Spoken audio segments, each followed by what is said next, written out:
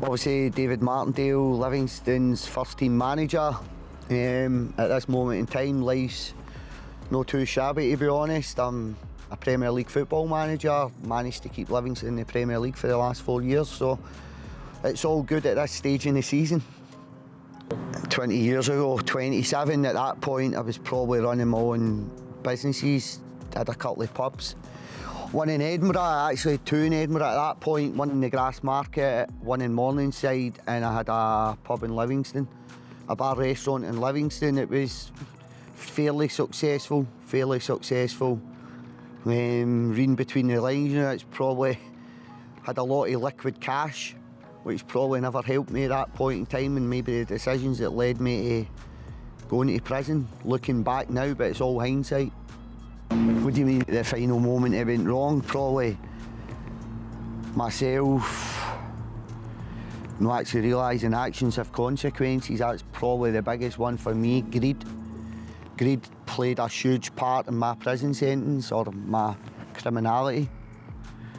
I'm not embarrassed to say that. I grew up, my mum and dad looked after as well, but I grew up in poverty, and I know they done everything they could, but I would probably say I had a impoverished upbringing. We had, my mum and dad worked 2 jobs, 3 jobs, we had to fight, bite and scratch for everything. So I'd always wanted the better things in life, the finer things in life. And it's probably greed that led me to a prison sentence, but that probably came through, I was a product of my own environment where I grew up.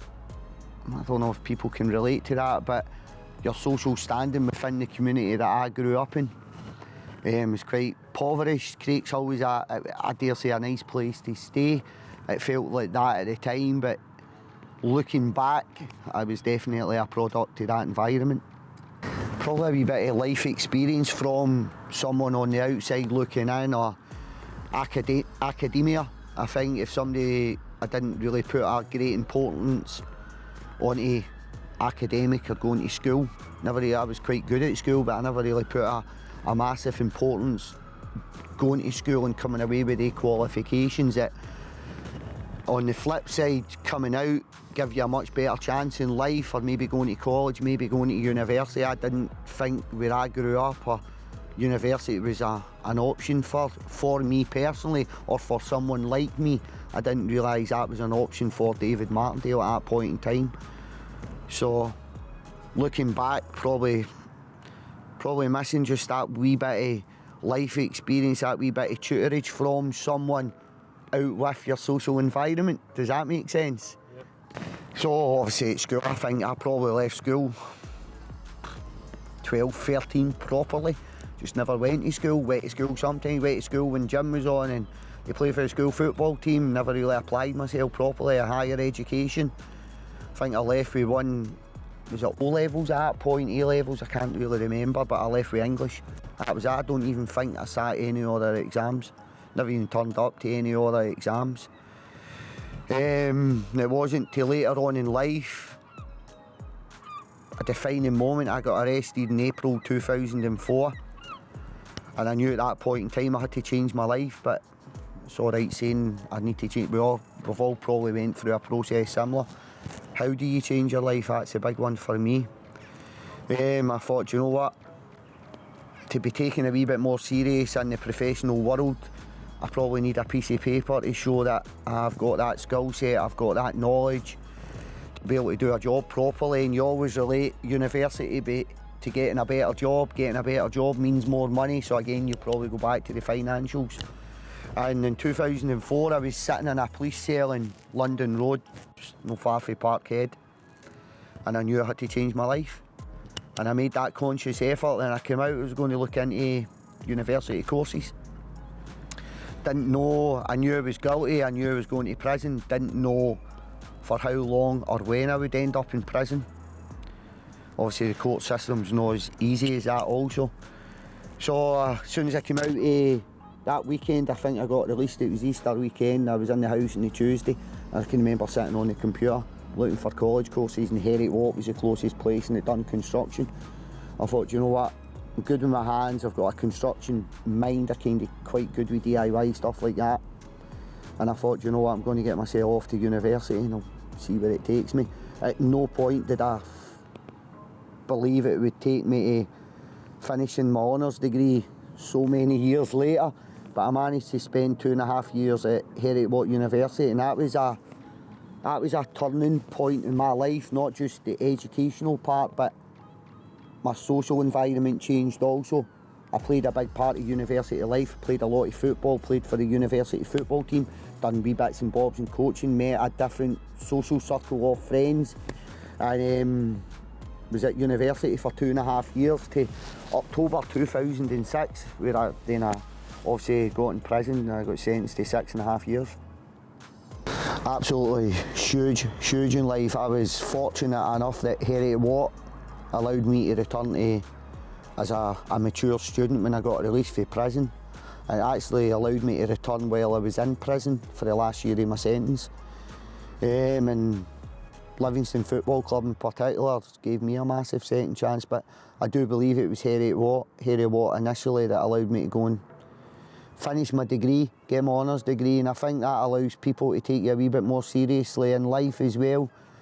Probably, unfortunately, having that university degree, people take you a wee bit more serious, but I think that's unfortunate in life that that's how life's viewed, or that's how you're viewed as an individual, but it definitely probably helped me coming into Livingston. But having open-minded people that weren't narrow-sighted, that got to know me through time and gave me that second opportunity is massive. And I'm not going to name names, but there's probably been 3 or 4 people throughout my tenure at Livingston that we've gave second chances to from a footballing and a social background. So I think second chances in life is pivotal. If we don't give people second chances, I think they're going to be caught in the vicious circle that they're caught in, and maybe the prison system, alcohol, gambling, drug abuse. You're probably going to be kept in that circle, and it's really difficult to break that chain of events unless you maybe give somebody a second chance. It's difficult. It's incredible to be where I am today from where I was 10, 11 years ago, but even probably looking back further, 20, 25, 30 years ago, I didn't feel professional football was a place where I could aspire to be. Even when growing up as a youngster, being a talented footballer, I didn't feel that. So incredible, different.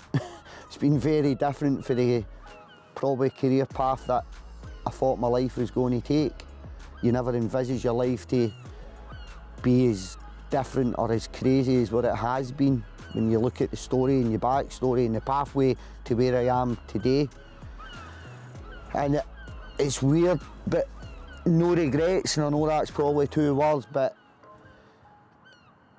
I don't think if I hadn't been through the adversity I had went through in life, if I would still be at the final destination I am today. My life's still got a long way to go, hopefully my career's still got a long way to go, but I don't live with any regrets.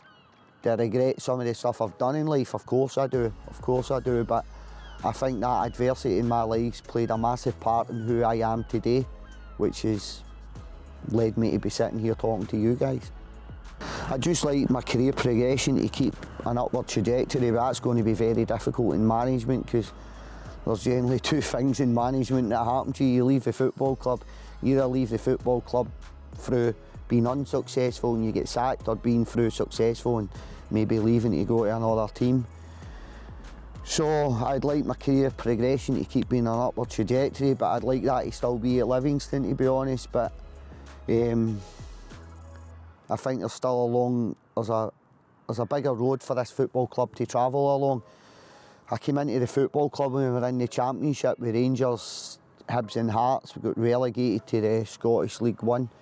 And from those days, the club's been in a massive upward trajectory from the League One days, for playing in League One to winning League One, getting promoted for the Championship to 2 top 6 finishes and taking the club to a cup final. So I'd like my career to be at Livingston, the longevity to be at Livingston, but obviously for that to happen we need the club to keep growing, and we need the success, because unfortunately in football, success is the only thing that probably keeps you at the club, albeit as other clubs maybe become interested in you, but success is the only way to probably keep myself at this football club, and I owe a lot to Livingston Football Club, but I can see the difference. The club being in the Premier League's made a massive difference to the local community. We've now got 240 kids that go through our Club Academy Scotland on a weekly basis, and for me I find that's fantastic from my point of view, to see that local Ladywell, Craigshill, Knightsbridge, Eilburn, Deans, Dedridge, all these local clubs have got an opportunity to come and play for a local football team. And for me that's heartwarming for me, to be honest. That's probably one of the biggest successes, was bringing the academy back to Livingston's first team. Albeit taking the club to the Premier League's been brilliant, but reintroducing the academy back into Livingston's been fantastic, because it gives hopefully Davie Martindale's 25 years ago an opportunity that I probably never had.